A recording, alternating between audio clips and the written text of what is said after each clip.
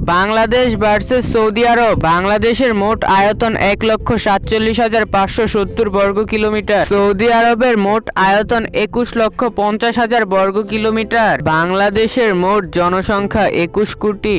Saudi আরবের মোট জনসংখ্যা ৩,৫০,০০,০০০। বাংলাদেশের রাজধানী ঢাকা। সৌদি আরবের রাজধানী রিয়াদ। বাংলাদেশের বর্তমান প্রধানমন্ত্রী তারেক রহমান। সৌদি আরবের বর্তমান প্রধানমন্ত্রী মোহাম্মদ বিন সালমান।